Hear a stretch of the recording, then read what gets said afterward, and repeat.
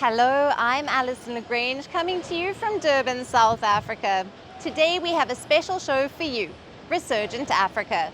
Amid the coups and the crises, there are many positive stories from Africa that often get overlooked, but not on this show. Today on the show, we experience Morocco's ecotourism and see how an Egyptian startup is turning trash into tiles. All this and much more. This is Resurgent Africa, where we give you a glimpse into the lives of the people who call this vibrant continent home.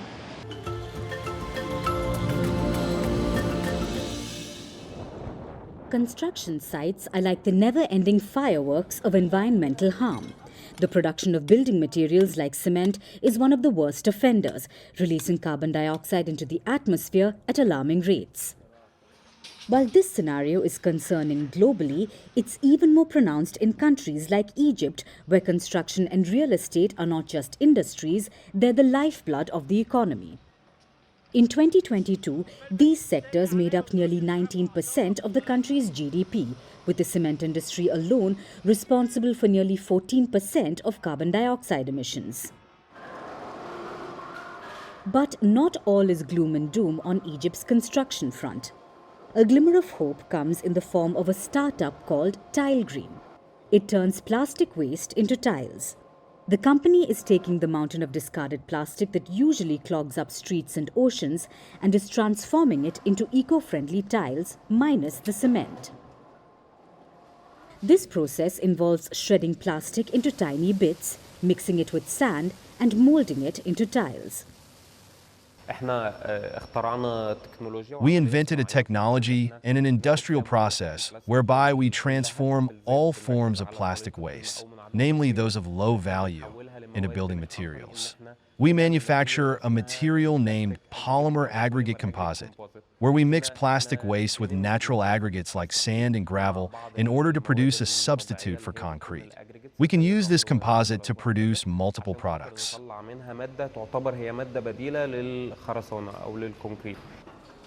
The result? A product that's both kinder to the environment and a potential game changer for the construction industry. The magic happens in a small factory 80 kilometers east of Cairo, where TileGreen's machines hum away, churning out about 5,000 tiles each month. We are currently producing interlocking tiles, but our technology can allow us to produce building bricks, floor tiles, pillars, different precast products, as well as urban furniture. Our technology can be applied to produce more than 40 products. These aren't just any tiles, they are interlocking, durable, and most importantly, they don't contribute to the carbon dioxide nightmare that traditional cement tiles do. Egypt churns out a staggering 4.5 million tons of plastic waste annually, with only about 10 to 15% being recycled. Egypt produces around 4.5 million tons of plastic waste a year. The recycling rate is somewhere between 10 and 15%. This is a good rate compared to recycling rates in other neighboring countries, but it shows that there is still a huge gap in recycling and that plastic waste ends up reaching undesirable places. The rest, it either litters the streets or worse, ends up in the Mediterranean, contributing to Egypt's dubious honor of being responsible for 43% of the plastic waste dumped into the sea each year. TileGreen's mission, therefore, is twofold. One, to offer a sustainable alternative to traditional building materials, and two, to tackle Egypt's ever-growing plastic waste problem head-on. Since launching, TileGreen has caught the attention of local real estate developers and multinational companies in Cairo looking to reduce their carbon footprint. The company's eco-friendly tiles have been used in several pilot projects, with more on the horizon. And while the startup's journey has been impressive so far, experts believe there's more to be done. Some argue that startups like TileGreen need stronger government support to scale up, along with increased awareness among developers about the green materials available in the market. While the construction industry remains a significant contributor to environmental degradation, companies like TileGreen are proving that innovation and sustainability can indeed coexist. By turning Egypt's plastic problem into an opportunity, they're not just building tiles, they're laying the foundation for a greener future.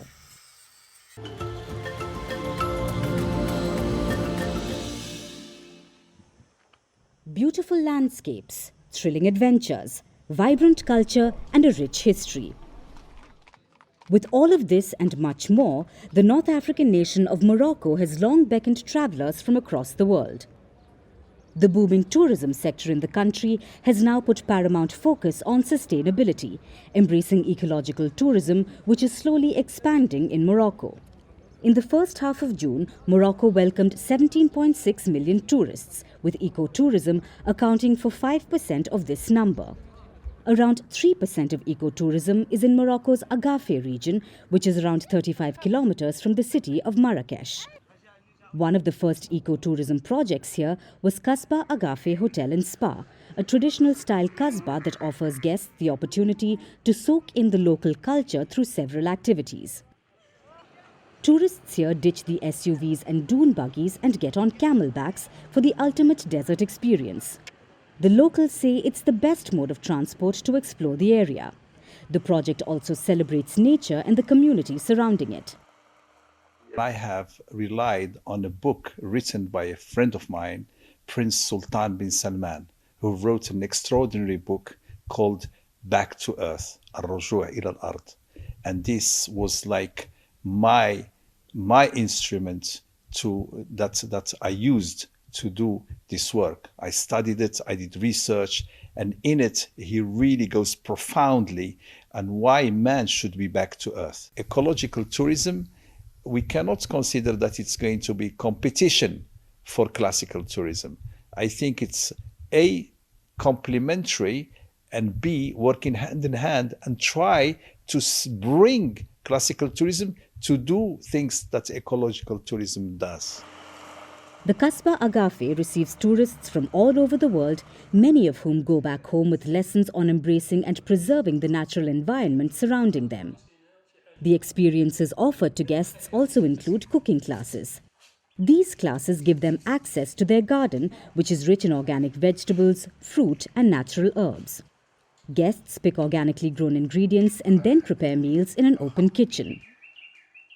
For ecological tourism, I visited Indonesia, Thailand, and many Asiatic countries, but I like too much this place in Morocco. It is really a wonderful place in nature, especially the air is very clean. Here, I know that it is organic. I had the opportunity to come to the garden where I was introduced to the vegetables, spices, aromatic herbs. I had a wonderful experience with the chef who allowed me to learn cooking, and suddenly I know what I eat, I know where it comes from. The place also offers traditional tents for guests. These tents and the furniture they include are made of natural materials and completely avoid the use of plastic. Finding yourself in a place like here, it's a very magical place and one that you don't find everywhere in the world.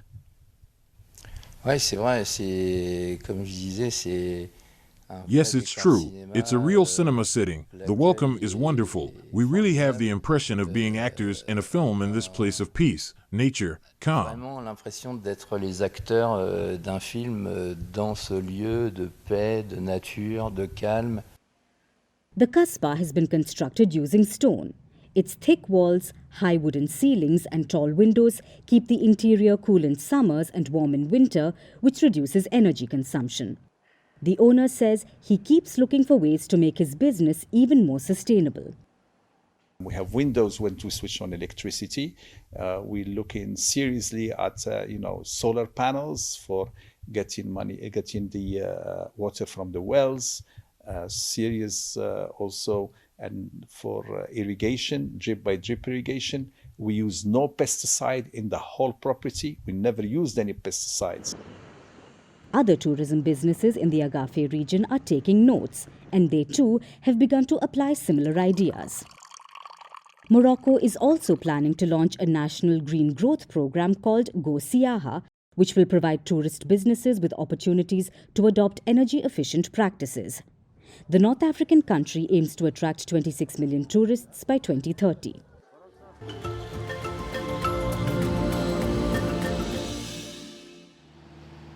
Senegal is often hailed as one of the most stable nations in Africa, providing its people with the freedom to explore and experiment with their careers. Lately, Senegalese women have been diving into the world of beatmaking, a field traditionally dominated by men. Leading this movement is the dynamic Aminata Thiam. She is known by her catchy moniker, Miami the Eye Girl. The name itself is a clever blend of two languages, English and Wolof. The meaning is the girl who can, and it's a fitting title for a woman determined to change the game. Thiam's beatmaking classes are held in a cozy classroom hidden within the streets of Dakar's Wakam neighborhood. Women are not really represented in these kinds of fields. I think it's a good initiative on Aminata's part to want to put women forward. But what exactly is beatmaking? The evolution of music has changed a lot of things for good and bad. Now, beatmaking is a craft where creativity meets technology, allowing artists to build entire tracks without ever strumming a guitar or tapping a drum. Currently, Thiam has 5 female students under her wing, all of whom are beginning to create their own beats using digital software. After just 6 weeks of classes, their progress has been remarkable, hence leaving Thiam beaming with pride. Thanks to the rise of accessible beatmaking software, this art form has gained serious traction in recent years. Thiam refers to beatmaking as the art of making beats and creating rhythm. However, despite the growing interest, traditional and conservative views still cast a shadow over these aspiring female beatmakers. As a result, women remain vastly underrepresented in this field in Senegal, with only 3 female beatmakers in the entire country, according to Thiam. If we see more women doing this work, this will encourage other women to start doing this work. So if we make it a priority to train women who are capable of going far in this industry, this will encourage other women to join us. Yet, hope is on the horizon. The gender demographics in Senegal are nearly even, with men and women each making up roughly 50% of the population. Thiam is optimistic that more women will eventually break through in beatmaking, just as they have in other fields. There aren't women beatmakers. We need to train other women, so the ecosystem can be a little balanced, okay? We need composers not just for music, but for audiovisual work, for cinema. Interestingly, hip-hop itself found its way to Senegal through the middle class before becoming a voice for the masses. Today, experts estimate that 80% of the stars in Senegal's urban culture scene come from working-class neighborhoods. There aren't that many women in the hip-hop industry, even though according to the last census with the National Agency of Statistics and Demography, men and women in Senegal have more or less the same numbers, about 50% each. So for me, in terms of the democratization of urban cultures, we have a lot of work to do to have young women start taking part in this culture, to not be scared. So what's the future for Senegalese women in beatmaking? Well, with pioneers like Miami the Eye Girl at the helm, the beats will keep dropping. And soon, the rhythm of change may just echo across the entire nation, and women will begin to make some serious noise.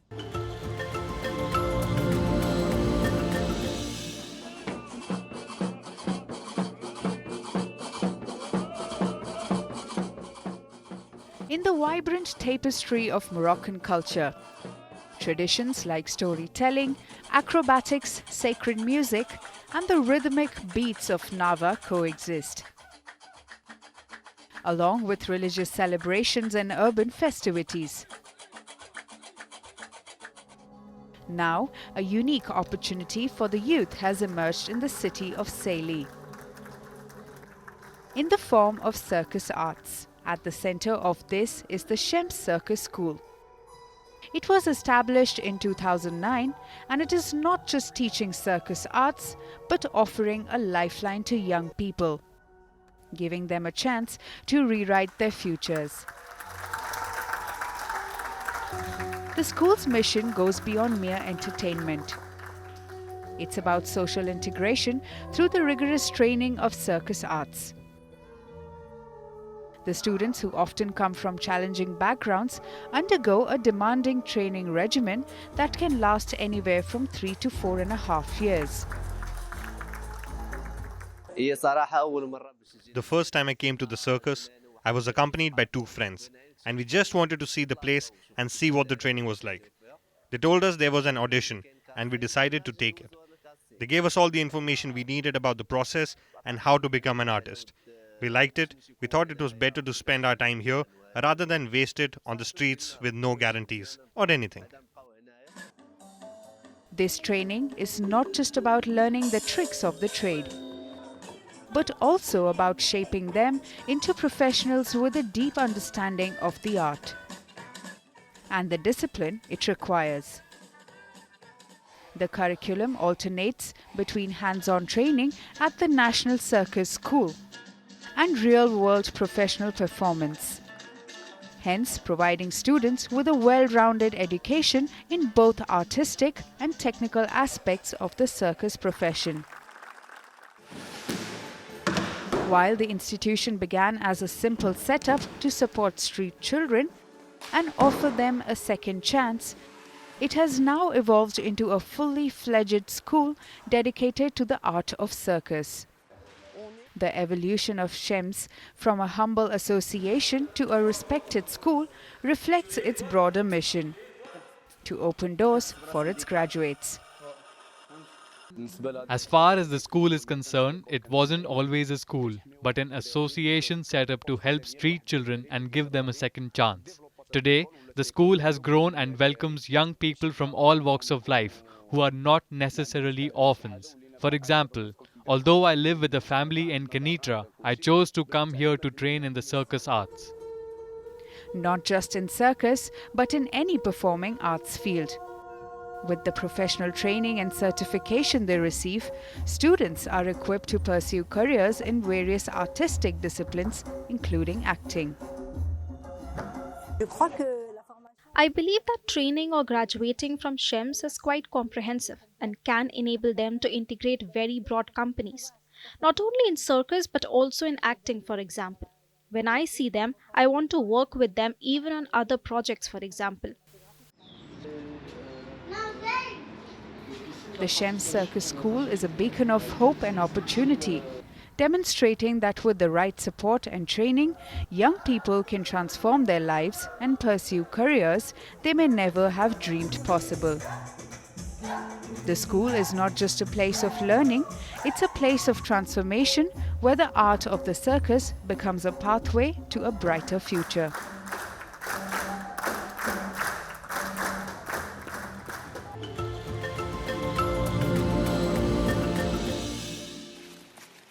When you hear of a farmer, the first image that comes to your mind is that of a person toiling in the fields, protecting crops from extreme weather, birds and animals, or someone herding cattle.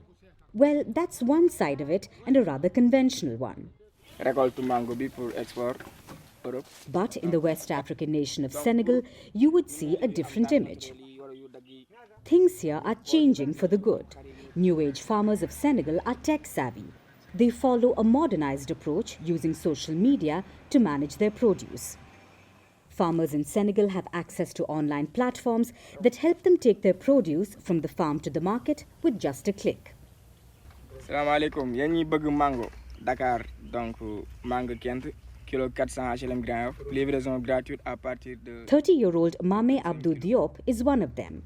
Diop shoots TikTok clips to sell and promote his straight out of the farm mangoes, with a hope to encash his growing following on the short video app to boost his sales. I was just making the videos for fun, and I didn't even know the impact social media was having. But lately I've had a lot of clients, especially from Europe, who, even from a distance, see what I'm doing. And that did end up happening. Diop has more than doubled his client base. People from across continents have approached him to buy his yields. Thanks to the videos I make, I've added double or tripled the customers to my regular customers. So for me, social media is something more. So it's very good marketing. The use of social media marketing has helped sellers do away with costly middlemen, which in turn has increased their profit. And it's not just the sellers who benefit from these social media platforms, even buyers benefit from direct dealing. I was scrolling through Instagram, and that's when I saw his post. I saw that he was selling mangoes at an affordable price, which was a bit convenient for me because I process them and sell them back with a profit margin. So I saw the quality, contacted him, and he delivered on time. The agriculture sector represents roughly 16% of Senegal's GDP. However, it employs 60% of the labor force. The industry also suffers from chronic underperformance. Senegal imports almost 70% of its food requirements. The Senegalese government has now prioritized attaining food sovereignty and aims to create more jobs in the sector. And the rising use of social media apps helps the government's initiative. The use of social media marketing in one of the most conventional sectors has widened its horizons. It has generated new employment opportunities in a country that's plagued by youth unemployment. Senegal now has agri-influencers. These farming experts use networking platforms to find clients. They help them in areas of land development, commercial production, and fruit tree planting. I consider myself an agri-influencer, yes. I consider myself as such since I publish activities all the time, and it's only agricultural activities on plant production. When I'm out and about, I take my phone with me. I take photos, I take videos, selfies, maybe snap, and then I publish them on social networks to show my activities. Sometimes I do Instagram boosts, and that's how people contact me for field visits to follow up on their orchard or farm.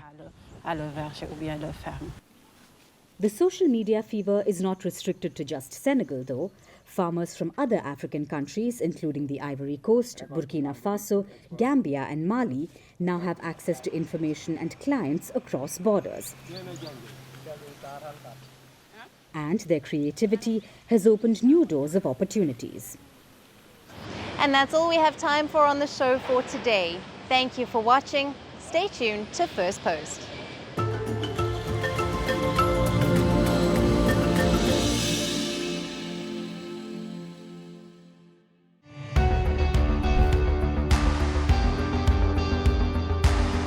Across continents, one powerful news source. Bringing you diverse perspectives on the issues that matter.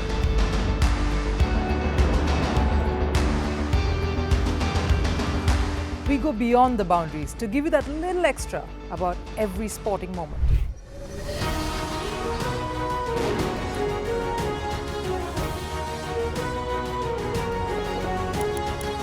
So thank you for making Firstpost 5 million strong. We're counting on your support, and you can trust us to bring you the news unfiltered and unvarnished.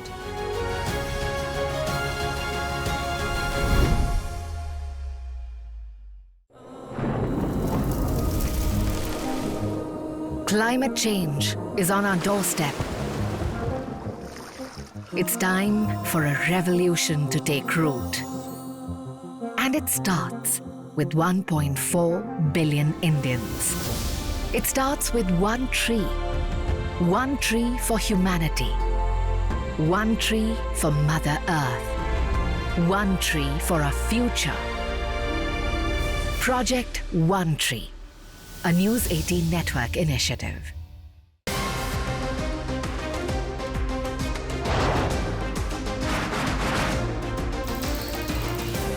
On the today, the T20 World Cup bandwagon has moved across to the West Indies. What can we expect from this?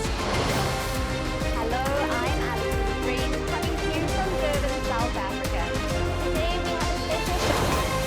We start with a report on India's shifting nuclear posture. The first time since India officially became a nuclear power. Hello and welcome to Firstpost America. I'm Aaron Ham, coming to you live from the nation's capital, Washington, D.C.